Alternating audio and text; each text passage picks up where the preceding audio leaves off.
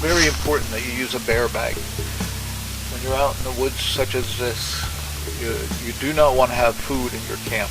It's very important that even though you're disabled, you need to hang a bear bag. Do not leave your food on the ground or in camp.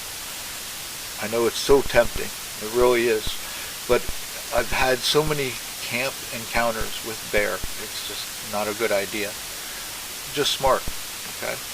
A lot of us have trouble throwing things now, especially getting distance and height when you throw things. Very difficult sometimes to figure out how you're going to get your rope over that limb in that tree. I've engineered a few things and re-engineered a few things to help that get a little bit easier for us. There's one little handy device started using, but I have had to modify it. It's not the same device I bought. Okay.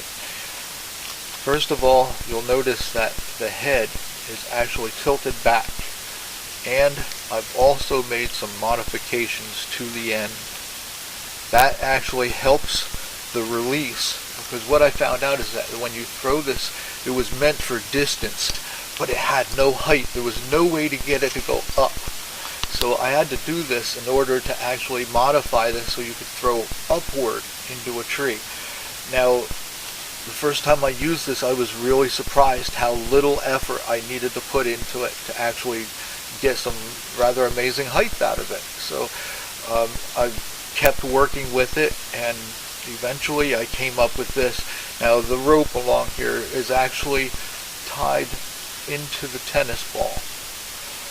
Okay, I just made a hole in it, passed the rope completely through the tennis ball, put a knot on it.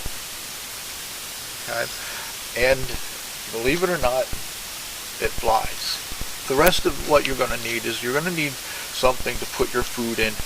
I suggest a large black trash bag, black or green, because you want to camouflage it as much as possible. I know a lot of people say, oh, bear are colorblind. I'm not a subscriber to that. And then you're going to need about 100 feet of clothesline. I usually just get nylon clothesline. Nylon because it holds up a little better and it's lighter weight. And I say 100 feet because it's better to have it than to not have it. Now the reason I have this leader line on here is because this is actually a lighter gauge paracord, and it tends to give a little bit of a flight to it before it has to take the nylon cord with it.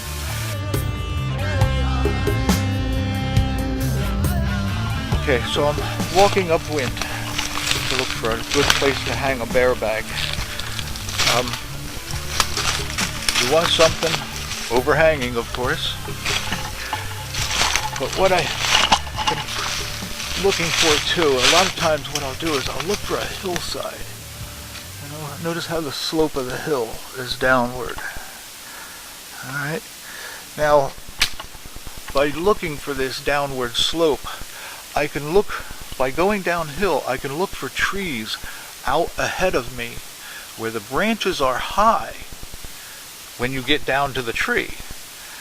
But from further back, the branch isn't quite so high. From that spot, you can actually throw the ball over the tree limb and make perfect bear bags, like way higher than you could have thought possible.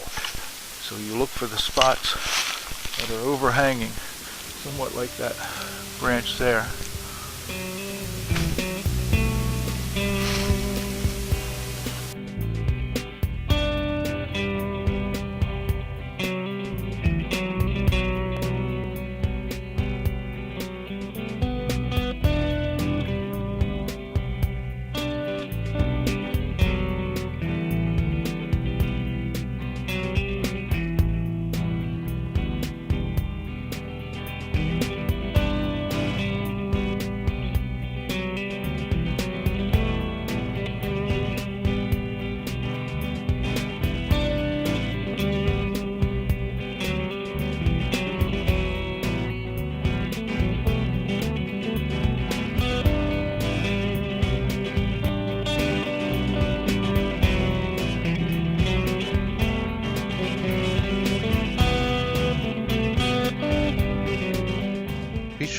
hairpins and knots are as high off the ground as you can reach. Often human scent on the rope's ends left hanging to the ground betrays the location of the bag to the bear. Also, notice how the bear bag is actually suspended between two trees. Remember, each time you hang a bear bag, you're actually creating a puzzle for the bears. It's like a wilderness piñata, a game the bears will be all too happy to play.